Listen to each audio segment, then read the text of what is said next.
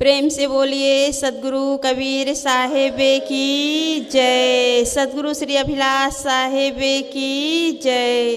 संत समाज की जय। भक्त समाज की जय। भक्ति की स्रोत ममतामयी माताओं की जय। परम पूज्य परम श्रद्धेय गुरुदेव जी,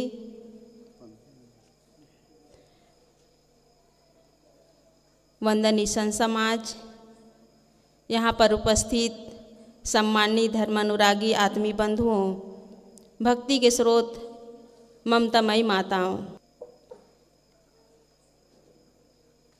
हम सबको बड़े सौभाग्य से सुंदर मानव जीवन मिला हुआ है। लेकिन आज हर मनुष्य दुखी है और दुख का कारण धन का अभाव, कपड़े का अभाव, रोटी का अभाव, मकान का अभाव ये नहीं है। हर मनुष्य के पास रहने के लिए मकान है, पहनने के लिए कपड़े हैं और खाने के लिए रोटी है। फिर भी मनुष्य परेशान है, दुखी हैं, अशांत हैं और उनका जीवन तनाव से ग्रसित है। लोग जो है कारण को ढूंढ नहीं पाते, इसी कारण समस्याएं जो है उनका समाधान नहीं हो पाता। मनुष्य दुखी है, उसका मुख्य कारण है कि हमारा जो कर्म है वो ठीक नहीं है। गलत कर्म के कारण मनुष्य जो है हर समय परेशान है, दुखी है। गलत ढंग से पैसा भी कमा लेता है और उस पैसे से बड़ा मकान भी बना लेता है, उस पैसे से मोटर गाड़ी भी खरीद लेता है, उस पैसे से कीमती कीमती कपड़े भी खरीद लेता है,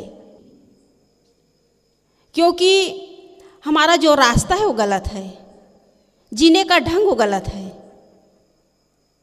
जब तक रास्ता ठीक नहीं होगा, जीने का ढंग सही नहीं होगा, मनुष्य ऊपर से भौतिक उत्पन्न हो जाए, वो अंदर से सुख और शांति को महसूस नहीं कर सकता। हम मेहनत की रोटी खाएं, ईमानदारी पूर्वक जीवन जिए। इतना अच्छा हमें जीवन मिला हुआ है। विवेक और विचार हमारे अंदर अद्भुत शक्ति है, उस शक्ति को हम जगाएं। और विवेक और विचार को जगाने के लिए चाहिए सत्संग। मनुष्य अपने जीवन में हर चीज़ के लिए समय निकाल लेता है, लेकिन सत्संग के लिए समय नहीं निकाल पाता। अभी इस आश्रम परिसर में कितने लोग ऐसे हैं जो बैठ के गपशप लगा रहे हैं, क्योंकि सत्संग के महत्व को जो समझते हैं वही आकर के उसका लाभ ले पाते हैं। इसलिए मुख्य बात है कि हम अपने जीवन में कर्मों में सुधार करें। गलत कर्म के कारण आज मनुष्य जो है अपने जीवन को गलत ढंग से जी रहा है। खान पान गलत है और इसी कारण आचार विचार भी गलत है। जब तक हम अपने जीवन को स्वयं पढ़ेंगे नहीं, स्वयं समझेंगे नहीं, जीवन अच्छा बनने वाला नहीं है। इसलिए मुख्य बात है कि हम ईमानदारी पूर्वक जीवन जीने का प्रयास करें। चोरी करने से, झूठ बोलने से, विश्वासघात करने से, हिंसा हत्या करने से किसी के जीवन में सुख और शांति आने वाला नहीं है। पशु पक्षी स्वाभाविक जीवन जीते हैं, उनके अंदर किसी भी प्रकार के विकार नहीं है, लेकिन दुर्भाग्य है मनुष्य विवेकवान और विचारवान होते हुए भी अपने अंदर अनेक प्रकार के दोषों और दुर्गुणों से ग्रसित होकर अपने जीवन को गलत दिशा में ढो रहे हैं, गलत ढंग से जीवन जी रहे हैं। ईर्ष्या, द्वेष, घृणा, नफरत, राग, द्वेष, ये सब मानसिक विकार जीवन को सड़ाते हैं। पशु पक्षी किसी से ईर्ष्या द्वेष नहीं करते, पशु पक्षी किसी से बैर भाव नहीं पालते, पशु पक्षी किसी से लड़ाई झगड़ा नहीं करते। आज तक किसी भी जगह कहीं भी जाओ तो इंसान के लिए कोर्ट कचहरी और थाने बने हुए हैं। जितने भी कानून दंड विधान ये मनुष्य के लिए बने हुए हैं, पशु पक्षी के लिए नहीं बने हैं। जबकि उनके अंदर न बुद्धि है, न विवेक है, न विचार है। लेकिन मनुष्य के अंदर बुद्धि है, विवेक है, विचार है। इतना सब होते हुए भी मनुष्य अपने जीवन को समझ नहीं पा रहे हैं। क्यों समझ नहीं पा रहे हैं? क्योंकि उनके जीवन में सत्संग नहीं है। पाप क्या है, पुण्य क्या है, धर्म क्या है, अधर्म क्या है, इस चीज को समझ नहीं पा रहे हैं। इसी कारण मनुष्य की जो वृत्ति है गलत दिशा की ओर बढ़ती चली जा रही है। चोरी करना उसे आसान लगता है, झूठ बोलना आसान लगता है, विश्वासघात करना आसान लगता है, लेकिन उसके दुष्परिणाम में कितना दुख भोगना पड़ता है इसके बारे में मनुष्य जो है बेभान है। और यही कारण है कि मनुष्य जितना गलत कर्म करेगा, जितना विकारों में अपने जीवन को खोएगा, उतना ही उनका जीवन भटकेगा। समझ लो हम फिर 3 खानियों में जाने की तैयारी कर रहे हैं। इसलिए हमें अपने जीवन को सुंदर ढंग से बनाने के लिए रास्ते को ठीक करना पड़ेगा। एक घटना है, एक नवयुवक, पढ़ा लिखा नवयुवक था और डिग्री प्राप्त करने के बाद नौकरी की तलाश में भटक रहा था। सरकारी जो ऑफिस थे वहाँ भी गए, प्राइवेट ऑफिसों में गए, रोज़ चक्कर काट रहे थे। शाम को आता था तो दुखी और परेशान हो जाता था, मायूस होकर के घर में बैठा रहता था। एक दिन उसके पिताजी कहने लगे कि बेटा तुम दुखी क्यों हो? तो कहने लगा कि पिताजी मैं पढ़ा लिखा हूँ, मेरे पास डिग्री है, लेकिन नौकरी नहीं मिल रही है। सरकारी न सही कोई प्राइवेट नौकरी तो मिल जाए जिससे मैं आसानी से अपना जीवन निर्वाह कर सकूँ, तुम लोगों के ऊपर बोझ न बनूँ, तुम लोगों के ऊपर निर्भर न रहूँ। मैं आत्मनिर्भर होना चाहता हूँ, कुछ करना चाहता हूँ। तो उसके पिताजी कहने लगे कि बेटा मेरे काम में हाथ बटाओ, मैं जो काम करता हूँ उसमें हाथ बटाओ, तुम्हें काम मिल जाएगा। तो लड़का कहने लगा, नवयुवक कहने लगा कि पिताजी ये काम मैं नहीं कर सकता, आपके जो काम है इसमें मैं हाथ नहीं बटा सकता। क्यों नहीं बटा सकता?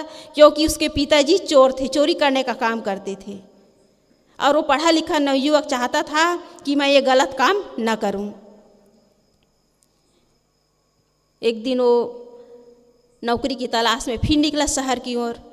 नौकरी कहीं भी काम ठिकाना नहीं लगा, तो वो शाम को फिर आकर के मायूस होकर के बैठा था। पिताजी समझाने लगे कि कम से कम बेटा मेरे काम में हाथ बटा करके तो देखो कितना फ़ायदा होता है। तो बिना मन के अपने पिताजी के साथ निकल पड़े। रात के 9 बजे जब पूरी गांव सो गई थी तो चोरी करने के लिए निकल पड़े। चलते चलते गांव से बाहर दूसरे गांव में गए, छोटा सा कस्बा था, दूसरे गांव में गए। सड़क के किनारे खड़े होकर उसके पिताजी कहने लगे कि बेटा ये 2 मंजिला जो मकान है ना, जहाँ बत्ती जल रही है, वहाँ मैं 3 बार चोरी किया हूँ, वहाँ मैं 3 बार चोरी किया हूँ।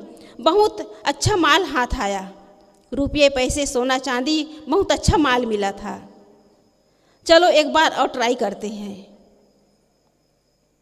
तो उसका जो बेटा था कहने लगा, पिताजी जिस घर में आप चोरी किए उस घर में अभी भी प्रकाश है, उस घर में अभी उजाला है, लेकिन जिस घर से चोरी करके सोना चांदी रुपये पैसे घर में ले गए, आज भी मेरा वो घर अंधकार में है, आज भी वहाँ अंधेरा ही है। करके परिश्रम करके अपने घर में उजाला लाना चाहता हूँ, अपने घर में प्रकाश लाना चाहता हूँ, मैं ये काम नहीं करूँगा। ये है अपने विचारों में परिवर्तन लाना। कोई हमें गलत काम करने के लिए यदि कह भी रहे हैं तो हमें विचार करना चाहिए कि ये हमारे लिए हितकर है कि अहितकर है। यही कारण है कि मनुष्य जो है विचार नहीं करता और दूसरे के बताए हुए बातों में आकर के अपने जीवन को बिगाड़ देता है। आदमी शराब क्यों पीता है? कोई आपके मुंह में ज़बरदस्ती नहीं डालेगा। आदमी मांस क्यों खाता है? कोई ज़बरदस्ती आपके मुंह में खिलाएगा नहीं। जब तक आपका मन नहीं होगा, ना आप शराब पी सकते हैं, ना मांस खा सकते हैं, ना किसी से लड़ाई झगड़ा कर सकते हैं, ना चोरी हिंसा का काम कर सकते हैं। इसलिए मुख्य बात है अपने मन को रोकना, अपने मन को संयमित करना। जब तक हमारा मन स्वस्थ नहीं होगा, हम अपने मन को कंट्रोल नहीं करेंगे, हम यूँ ही अपने जीवन को खोते रहेंगे। और आज मनुष्य जो है अपने इस सुंदर मानव जीवन को गलत दिशा में ले जा रहे हैं। इसलिए कहा गया है कि मनुष्य जो है प्रकृति और संस्कृति को छोड़कर विकृति में जीवन जी रहे हैं। प्रकृति में जीवन जीना इंसान बनकर के जीवन जीना, संस्कृति में जीवन जीना भगवान बनकर के जीवन जीना, और विकृति में जीवन जीना शैतान बनकर के जीवन जीना। आज मनुष्य के अंदर उनके विचार इतने विकृत हो चुके हैं कि जीने के ढंग ही भूल गए हैं। भगवान क्या, इंसान बनकर के जीवन जीना ये बहुत खास बात है। हम भगवान न सही, केवल इंसान बनकर के तो जीवन जिए। अपने अंदर ईमानदारी, अपने अंदर सच्चाई, अपने अंदर एक मानवता को तो लाएं। हम कहाँ खो रहे हैं अपने जीवन को? हम विचार ही नहीं करते, यही दुख का कारण है। गलत खान पान, गलत आचार विचार और गलत व्यवहार केवल मनुष्य को दुख की ओर ही ले जा रहा है। इसलिए हमारे अंदर जो विकार है, हमारे अंदर जो गलत भावना है, उसे हम निकालने का प्रयास करें। पशु पक्षी स्वाभाविक ढंग से जीवन जी रहे हैं। प्रकृति अपना हर चीज दूसरों के लिए न्यौछावर कर रही है। प्रकृति की हर चीज दूसरों के लिए है। पेड़ पौधे फल फूल सब दूसरों के लिए है। लेकिन आज हम इंसान हो गए तो यही सबसे बड़ी हमारे जीवन की विडंबना है, सबसे बड़ा दुर्भाग्य है। हम औरों के काम तो आए, उसी के लिए मानव जीवन मिला हुआ है। अपने लोग बीत गए लेकिन जी को तृप्ति नहीं मिली। इसलिए हम विचार करें कि हम अपने जीवन में औरों के लिए जीना सीखें। जितने भी महापुरुष हुए हैं वे आज पूज्य प्रतिष्ठित और वंदनीय क्यों हुए हैं? क्योंकि वे औरों के लिए जीवन जिए हैं, औरों के लिए जीना सीखे। हमारे पास धन नहीं है, हमारे पास पैसे नहीं हैं तो कोई बात नहीं, हम मन से औरों की सेवा कर सकते हैं, तन से औरों की सेवा कर सकते हैं। सेवा से ही जीवन सार्थक है। कहा भी गया है कि तन पवित्र सेवा करो, धन पवित्र करो दान, मन पवित्र तब होत है जब उर्मे उपजे ज्ञान। मानव जीवन की सार्थकता सेवा में ही है। जितना हम सेवा करेंगे उतने ही हमारे अंदर खुशी और प्रसन्नता बढ़ती चली जाएगी। इसलिए हमें जो दुख मिल रहा है, हमारे जीवन में जो अशांति है, हमारे अंदर जो तनाव है, हमारे अंदर जो समस्याएं हैं, उनका मूल कारण है कि हमारा कर्म बिगड़ा हुआ है। हम अपने कर्म को सुधारें। हम इस संसार में आए हैं तो सेवा का काम कर ले, सत्संग का काम कर ले, तब जीवन अच्छा बनेगा। खाते पीते तो जीवन यूँ ही बीत जाएगा। ये काम तो पशु पक्षी भी करते हैं, खा रहे हैं, पी रहे हैं, बच्चा पैदा कर रहे हैं। यदि इतना ही काम हम भी करें तो हमें और पशु में क्या अंतर? इसलिए हमें विचार करना है कि हम इस सुंदर मानव जीवन को पा करके हम अपने जीवन में दुख को घटाने और सुख को बढ़ाने का काम करें, गुण को बढ़ाने और गुनाहों से बचने का काम करें। गुण क्या है? दया, क्षमा, संतोष, विवेक, विचार, गुरु भक्ति। इन सद्गुणों को जीवन में बढ़ाते चले जाएंगे तो सुख बढ़ता चला जाएगा, और गुनाहों को बढ़ाएंगे तो उसकी कीमत चुकानी पड़ेगी।